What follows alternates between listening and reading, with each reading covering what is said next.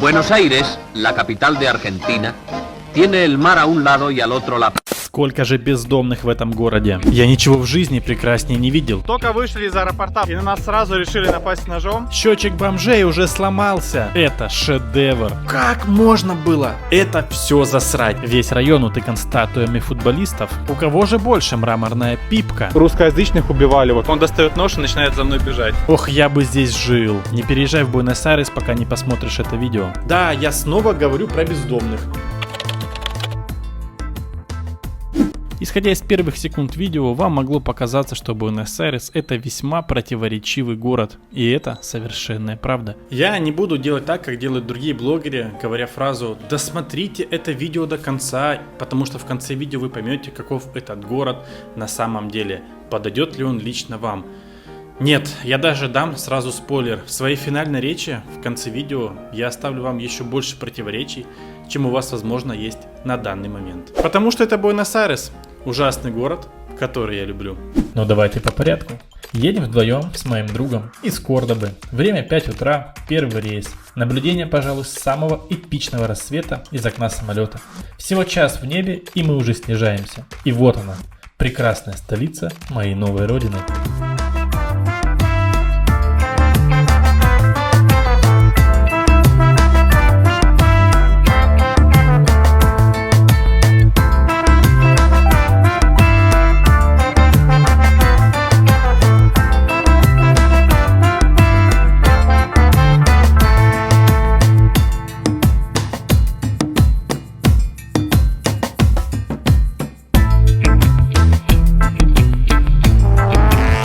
Буэнос-Айрес. Бриз овивает наши уставшие, не выспавшиеся лица. Через дорогу от аэропорта находится памятник Колумбу, который смотрит через океан прямо на Испанию. Очень красивая статуя и в архитектурном, и в символическом смысле. Вот тут-то и случилась попытка нападения на меня с ножом. Сделало эту попытку данное существо. Завидев в нас лиц с иностранной наружностью, он очень сильно расстроился, когда мы отказались давать ему деньги на еду. Вдогонку он начал кричать нам оскорбления самого похабного вида. И вот последний кадр, который сняла моя камера перед тем, как я спрятал ее в карман и пошел к этому бомжу спрашивать за слова.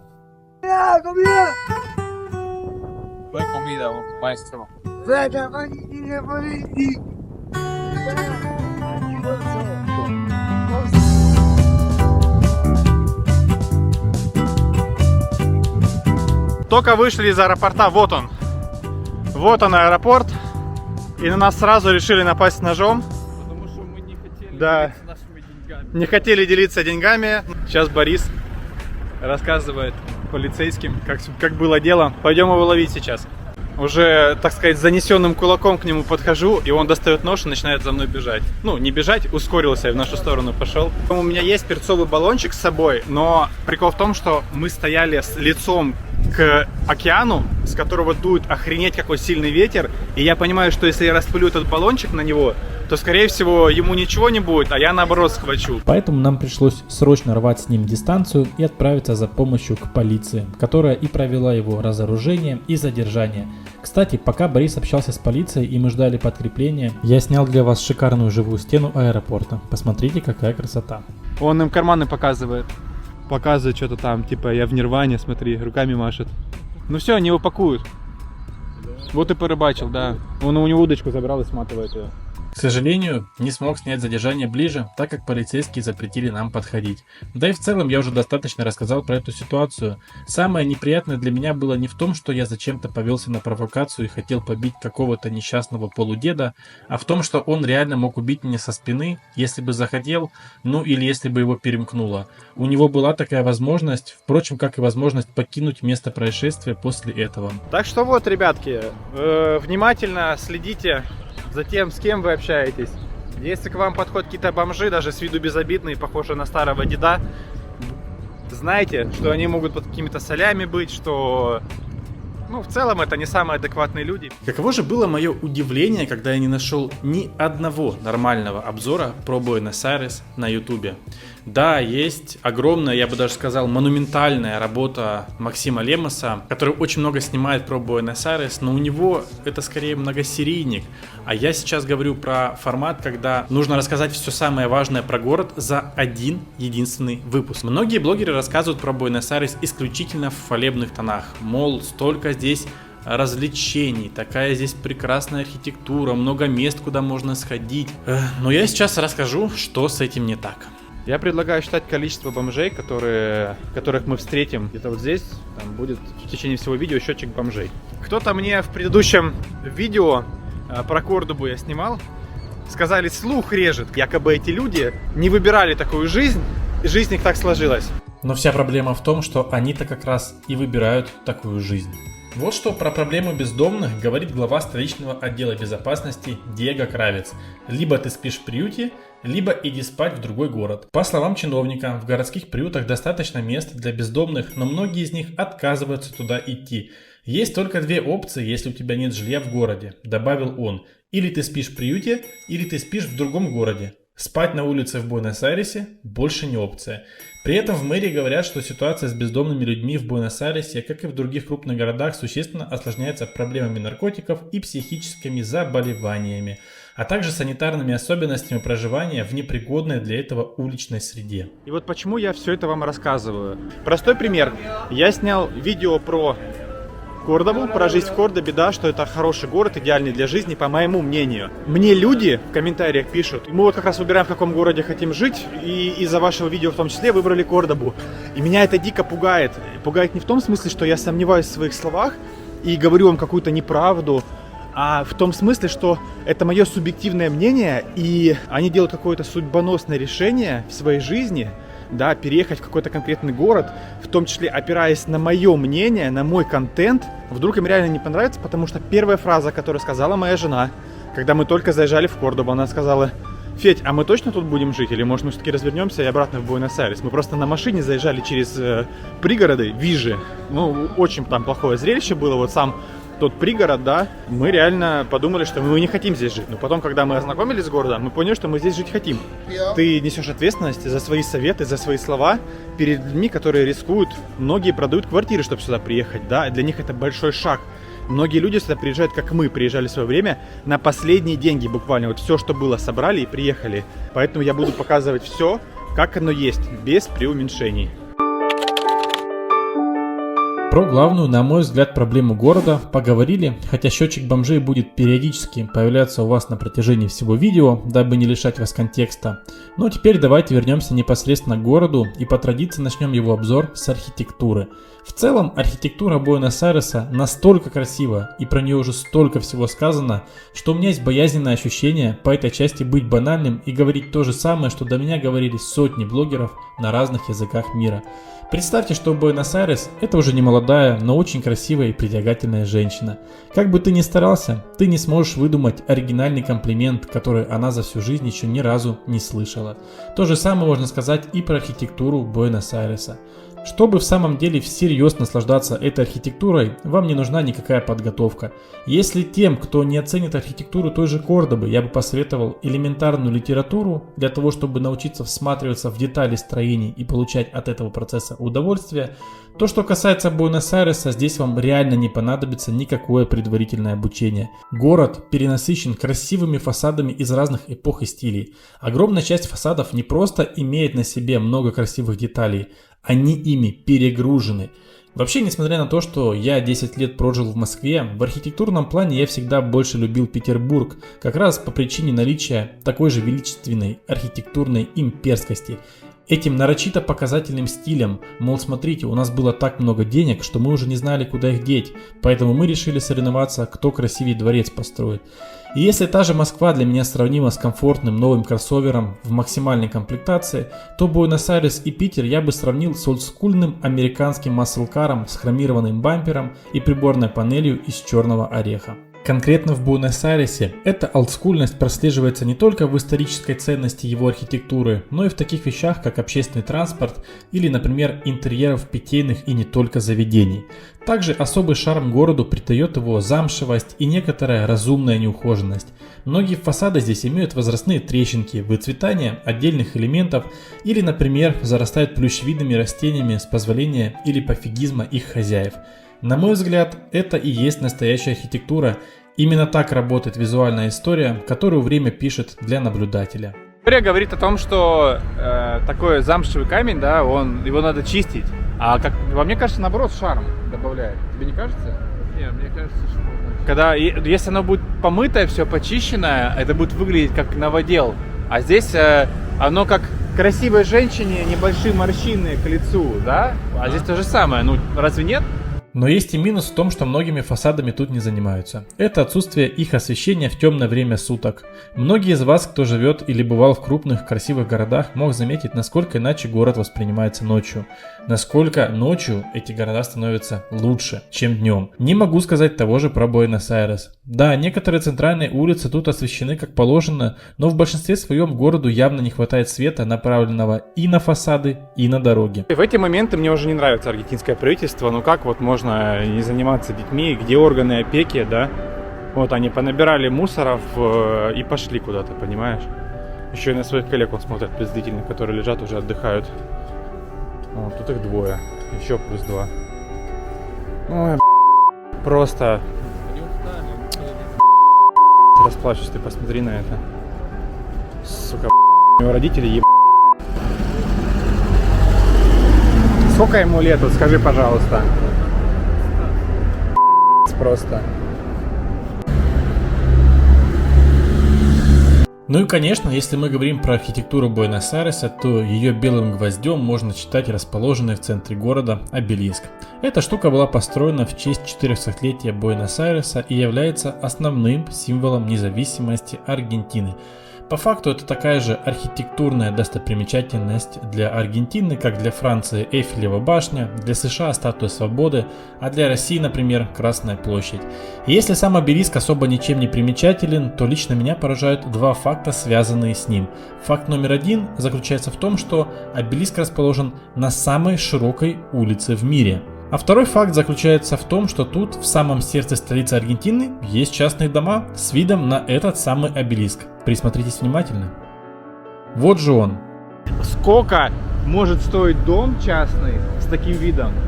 Сколько миллионов долларов он стоит? Да? Охренеть. Здесь же у обелиска мы встретили митингующих. И каково было наше удивление, когда мы узнали, что митинг проходит не потому, что снова повысили налоги или по другим экономическим причинам, а из-за животных. Да-да, аргентинцы в воскресенье в свой заслуженный выходной устраивают митинги в защиту животных против жестокого обращения с ними. Как говорил один богатырь, кто духом слаб, у того животное в опале. Как и в любом большом городе, в Буэнос-Айресе архитектура меняется от района к району. В этом видео я покажу вам не только центр, вернее район Сан-Николас, в котором мы преимущественно были до этого момента, но также для вас я посетил районы Пуэрто-Мадейро и Ла-Бока. Пуэрто-Мадейро удивляет меня не в первый раз. Во-первых, архитектура тут существенно отличается от архитектуры центра города. Это прибрежный район со сравнительно новыми постройками, максимально ухоженный, чистый и почти лишенный бездомных. Поэтому это мой любимый район столицы. Но есть и обратная сторона. Этот район жутко дорогой. Выпить небольшой бокальчик пива здесь стоит так, как целый ланч в районе победнее. Постройки и люди в Пуэрто-Мадейро выглядят так, словно это вообще отдельный город, отдельная провинция Аргентины. Помимо современной архитектуры, особого шарма этому району также добавляет его прибрежность, красивый канал, легкий влажный бриз, который приятно ласкает, словно оправдывая название города. Буэнос-Айрес, город добрых ветров. Вот тут, конечно, максимальный покой, умиротворение. Сидел бы так целый день. Может, я так говорю, потому что мы с тобой 2 дня просто на ногах и ни разу не сели. Но вот так вот. Не, мне когда я вот здесь гуляю, я всегда сажусь вот так. Отдохну. Признаться честно, если бы мы жили в столице, то я бы хотел жить именно в этом районе. Проблема лишь в том, что аренда мебелированной двушки здесь обойдется вам столько же, сколько аренда целого дворца в других городах Аргентины. Входим в район Лабока. Тут вот эти ограждения для того, чтобы полицейским было проще контролировать потоки, когда матчи идут. Так как матчи идут часто, видите, даже до конца не разбирают. В противовес богатому району Пуэрто-Мадейро я решил показать для вас какой-нибудь район победнее. В этот раз выбор пал на район Ла-Бока. Больше районов в этой поездке не позволило посетить ограниченность по времени. Почему выбор пал именно на район Ла-Бока? Во-первых, он красивый. Многие дома тут пестро разукрашенные, что создает впечатление, будто ты находишься внутри мультика. Во-вторых, именно в этом районе есть локация, которую я давно хотел посетить. Легендарный стадион Ла Бомбонера, который является пестрым венцом архитектурной коллекции этого района. Сейчас много рассказывать про стадион не буду, скоро будет большой фильм на канале про аргентинский футбол, там и расскажу. Но для тех, кто не в теме, для любого, кто увлекается футболом, увидеть Бомбонеру — это все равно, что для религиозного человека совершить паломничество.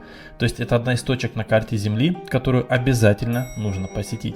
Как и любой околофутбольный, вернее околостадионный район, Ла-Бока изрисовано граффити на футбольную тематику, а также утыкано статуями легенд футбола, всякими сувенирными магазинчиками, и даже питейные заведения тут тоже соответствуют клубным цветам и тематике футбола. О, ну это тоже легенда. Любят они, короче, здесь расписать стены. Легенды. Да, мы сейчас сфоткаемся.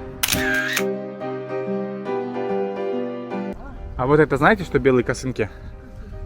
Это протест женщин, матерей, пропавших детей, когда была диктатура. Они выходили в белых косынках. Протестовать нельзя было, но они выходили в белых косынках, то есть договаривались, и по идее, как бы, ну это же не нарушение закона. А вот теннисная площадка для футбола. Футбол по правилам тенниса. Прикольно, что на одном балконе стоит папа, а на другом Марадона соседствует.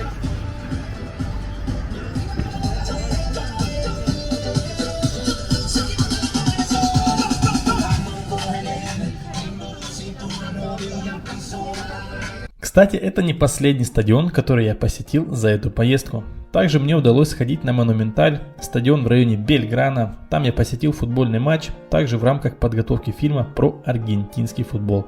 В целом, посещение хотя бы одного футбольного матча – это то, что должен сделать каждый турист или мигрант в Аргентине. Потому что Аргентина – это самая футбольная страна мира. Футбол тут часть культуры. Футбол, пожалуй, главный национальный идентификатор. Вы не были в Аргентине, если не сходили тут на футбол. Даже если вы им не интересуетесь, это не оправдание.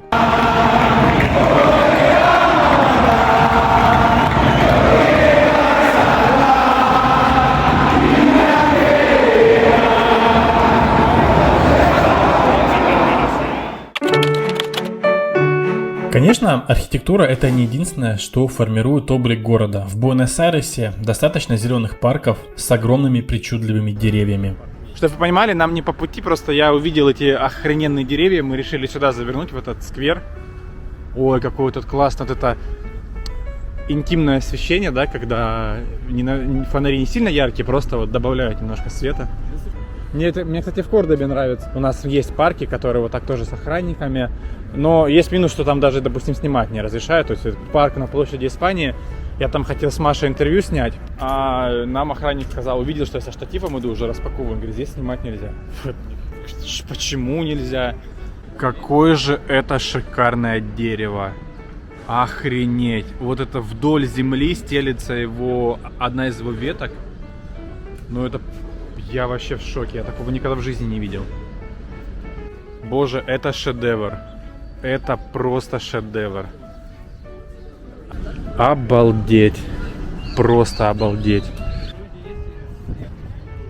И вот так оно ограждено решетками. Подсмотрел у Максима Лемоса на канале, он говорил, что эти решетки установили как раз для того, чтобы бездомные не обитали в них. Но лежать именно летом на бетонных лавочках очень хорошо. Почему? Я это прочувствовал здесь в Аргентине. Я не понимал прикола бетонных лавочек и табуреток на улицах, пока один раз вечером не сел подождать такси на такую лавочку, а за день бетон летом прогревается настолько, что она до середины ночи прям горячая. А оставшуюся часть ночи она просто теплая, то есть аккумулирует в себе тепло. Для Аргентины, для теплой страны это реально рабочая тема, она работает.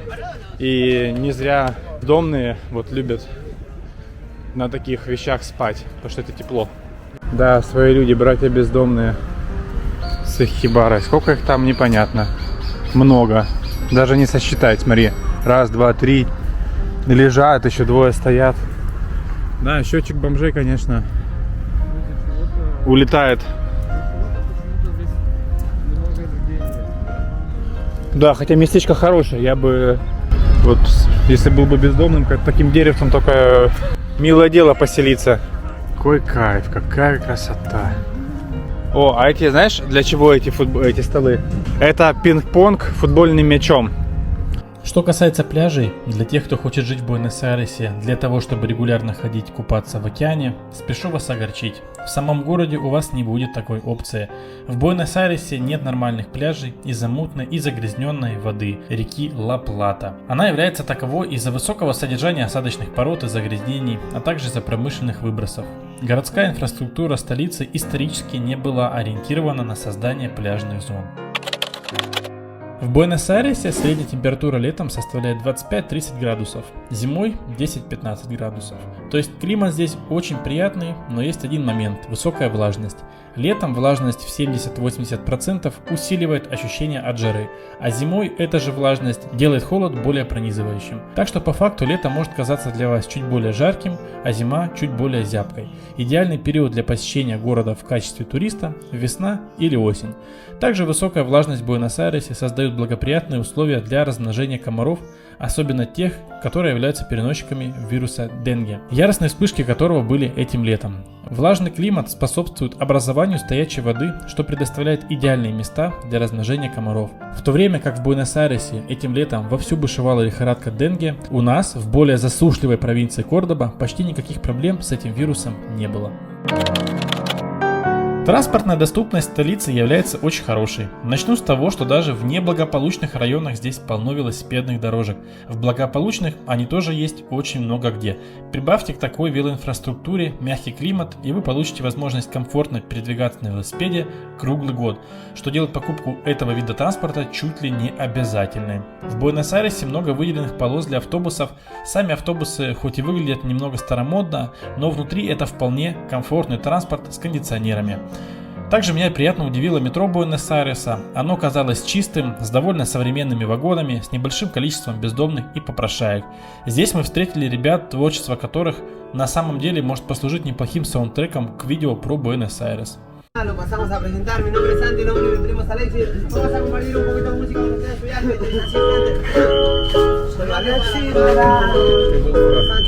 este es nuestro momento, no, este es nuestro momento, porque el Señor me regaló un talento, es que por eso día a día lo demuestro, se lo demuestro. Hoy tengo ganas de escribir, hoy tengo ganas de cantar, día lunes gente, me voy a expresar, cansado de la mente de la hipocresía, por eso salgo a buscar el peso día a día. Mucha gente buena, hay mucha gente mala, otros que no nada. Puede ser que tenga mucha confianza, pero todos te disparan por la espalda. Muchos recuerdos que pasé, tengo el corazón frío, tengo que apartarlo de la mente y dejar el olvido.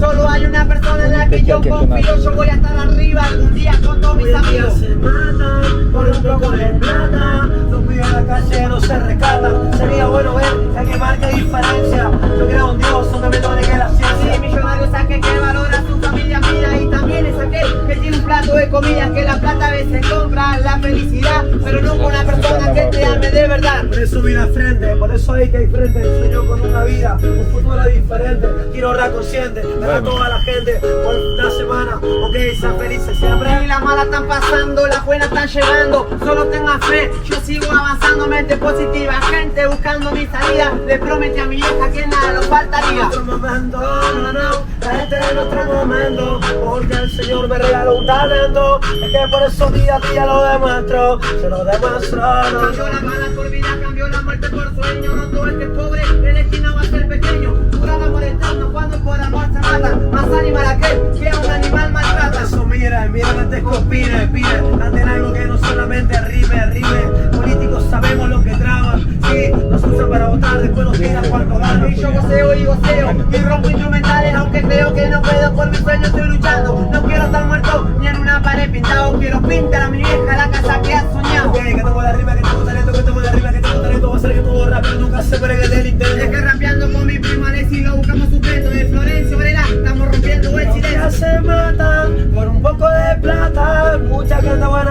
gente mala, sería bueno que alguno sea diferente. Yo creo que Jesús porque siempre está presente. Sí, gracias a Dios por encontrarme la salida. Gracias a Dios por encontrarme la avenida. Sí, sería bueno ver que alguien marque diferencia. Yo creo en Dios, así lo niegué la ciencia. Momento, no. Un bonito aplauso, por favor, gente, si me toca.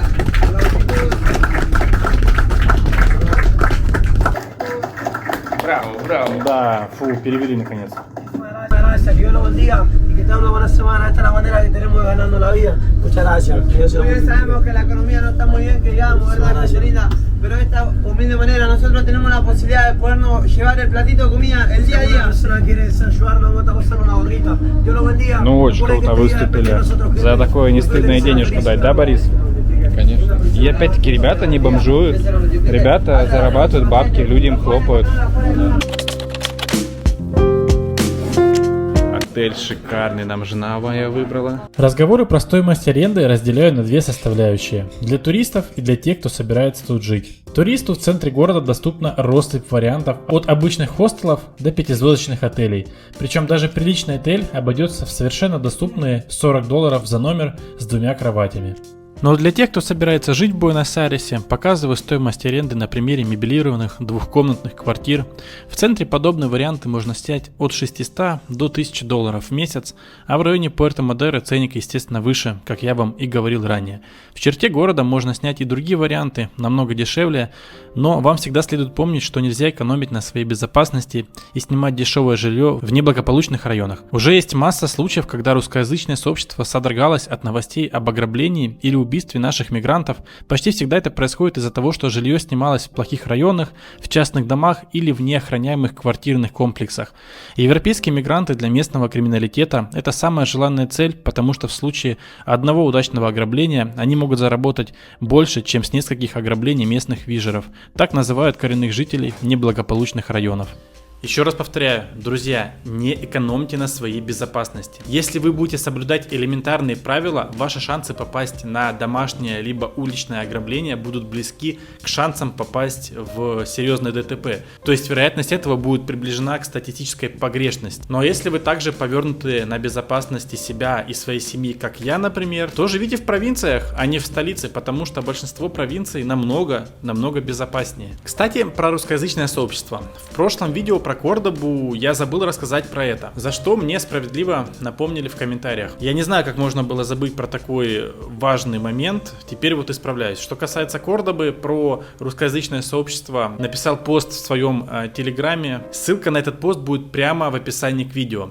Теперь про русскоязычное сообщество в Буэнос-Айресе. Здесь оно огромное, серьезно, вполне нормально, гуляя по Буэнос-Айресу, услышать родной язык и не один раз. В Буэнос-Айресе множество кружков по интересам, различных сервисов, развлекаловок, которые наши организовывают для наших же. В других городах, в частности у нас в Кордобе, также есть большое русскоязычное сообщество, но оно, конечно же, в своем количестве очень сильно уступает сообществу в Буэнос-Айресе, в котором есть уже даже свой русский театр с постановками на русском языке. А аргентинцы иронично называют свою столицу Москва-Айрес. Согласитесь, это говорит о многом. Что касается сервисов по легализации, с этим тут тоже вполне все прилично. К вашим услугам лучшие юристы, переводчики, помогаторы, риэлторы, водители для квартирных переездов и многие другие специалисты. И, наверное, сейчас самое время напомнить вам, что мы с моей командой из вышеперечисленных специалистов оказываем миграционные услуги и не только. Если вам нужен любой специалист, или если вы еще не в Аргентине и вам нужна комплексная консультация по переезду, в описании под видео мой сайт, там все подробно расписано, например, как проходит консультация или как оказываются другие наши услуги. Идите туда, и все вместе мы сделаем вам мягкую посадку в Аргентине. Я понимаю, что в полноценном обзоре на город должна быть информация про цены на еду, но тут в целом как и везде, как в любом городе или в любой стране. Можно посидеть в хорошем заведении на $50 с человека, а можно даже в центре города найти вкусное заведение по цене домашней еды. Могу выделить в Буэнос-Айресе большой культ пиццы и как следствие большое количество пиццерий в центре города. Пицца на любой вкус и кошелек. Такого нигде, конечно, не видел, чтобы присыпка была в виде ароматной травы. Не знаю, может быть, у меня слишком скудные познания в гастрономии, но первый раз так решил. Ну и как? Вообще кайф.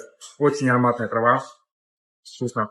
Вообще в Буэнос-Айресе большая конкуренция в сфере общепита. Заведений очень много, поэтому они вынуждены предоставлять высокий сервис, по меркам Аргентины, конечно же, и хорошие интерьеры. Визуально кафе и рестораны мне в Буэнос-Айресе очень нравятся, и на вкус еда в них, поверьте, не хуже. Что касается стоимости продуктов магазинов, то она в целом не отличается от других городов. Буквально одну и ту же цену стоят продукты, которые я покупал в Кордобе перед выездом и здесь в супермаркете Буэнос-Айреса.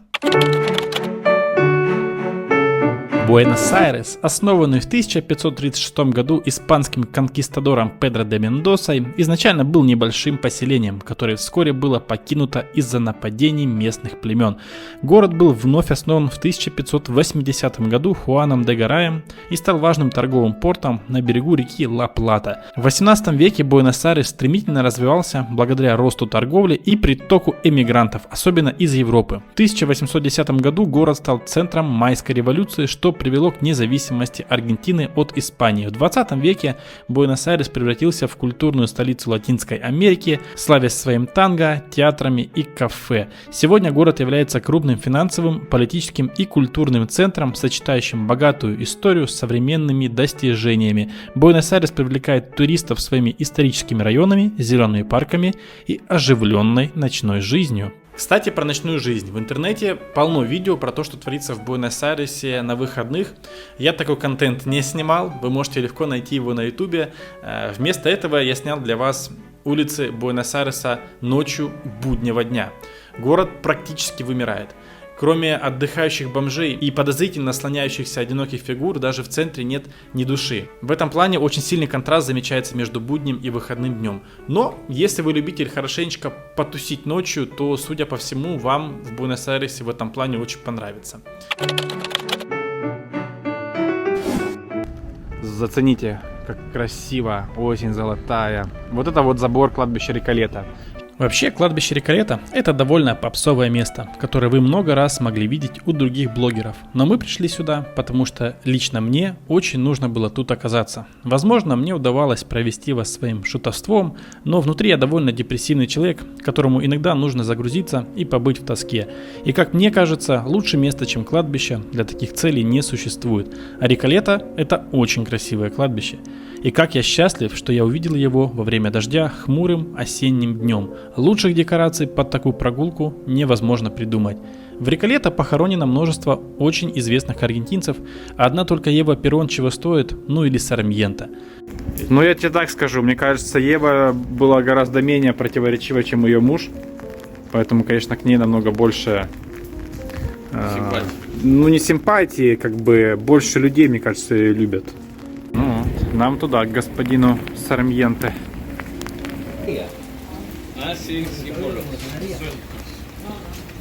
Офигеть!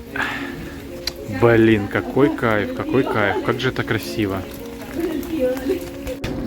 У собаки нос затертый, наверное, поэтому оградили. Смотри, какая. Вай, боже, это шедевр. Это архитектурный шедевр. Гуляя между этих величественных, нагроможденных буквально друг на друге склепах, статуях и памятниках, меня не покидало чувство соревновательности всех этих богатых семей, у кого больше мраморная пипка.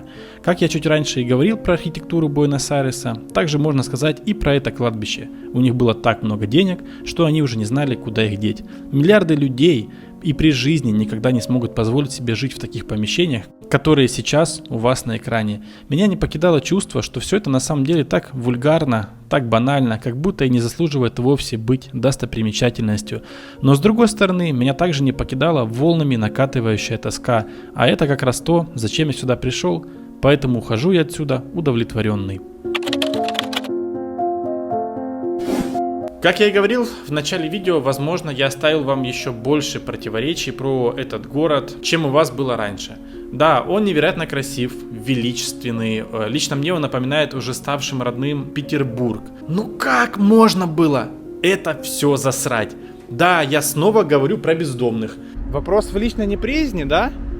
Или в каком-то снобизме? Или вопрос конкретно в криминогенной обстановке?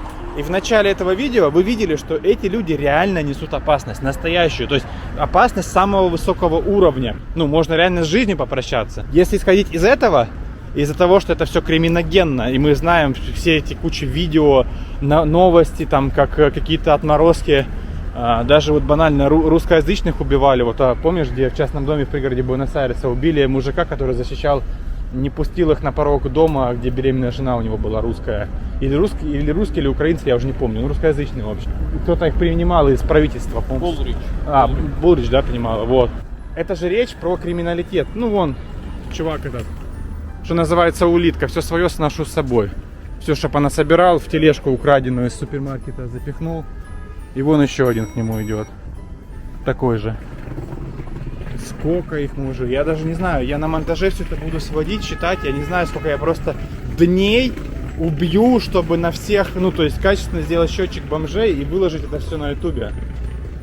И потом же еще найдутся недовольные, которые будут меня обвинять в снобизме и говорить, что я такой из себя весь там утонченный юноша, блин, который фу-фу-фу, мерзкие бомжи, понимаешь, будут же реально так думать и писать и говорить, хотя это вообще не так.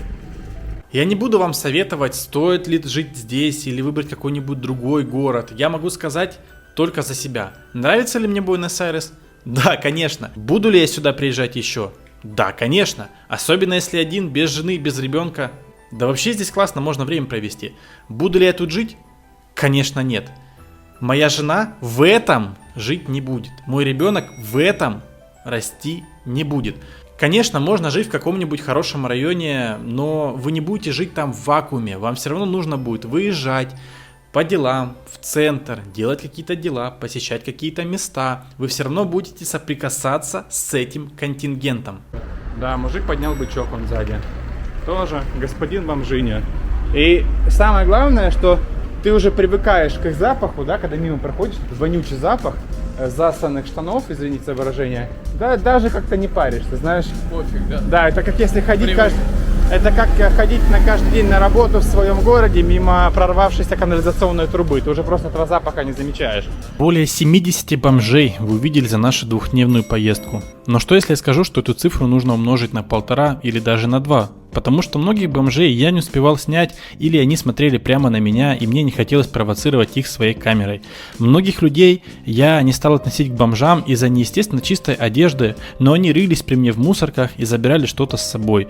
Под конец нашей поездки я уже забывал о том, что должен снимать бездомных, просто проходил мимо них, думая о своем или общаясь с Борисом, даже не замечая запаха мочи, дерьма, блевотины и алкоголя. Это и есть самое страшное, что ты всего за один день привыкаешь ко всему этому и уже практически всего этого не замечаешь. А не замечая проблему, невозможно ее решить. Я надеюсь, что мое видео откроет заново глаза тем, кто уже давно живет в Буэнос-Айресе и считает, что все это нормально. Честно говоря, именно после поездки в Буэнос-Айрес мне еще сильнее захотелось показать вам другую Аргентину. Нормальную Аргентину, безопасную. Прямо сейчас мы из Кордобы переезжаем в горную деревню Карлос-Пас. Это также находится в провинции Кордоба. Когда я гулял по этой деревне в первые разы, я не мог поверить, что люди там живут в хороших домах, без высоких заборов и даже без решеток на окнах. Оказывается, в Аргентине так бывает. Вот смотрите, и забора у людей нет вообще. То есть это даже не забор. И решеток на окнах нет. То есть это главный такой признак благополучия района. Мне это очень нравится. Ну, какие здесь виды. И какой здесь воздух. Воздух просто. Только один воздух что стоит. И это я хочу вам показать теперь еще сильнее, чтобы компенсировать для вас увиденное в Буэнос-Айресе. Но и про сам Буэнос-Айрес, скорее всего, я тоже буду снимать в будущем новые видео, когда в следующий раз захочу туда приехать. Если понравилось это видео, возможно, вам понравится другое мое видео про город Кордоба, в котором я живу, ну или любое видео на канале. Берегите себя.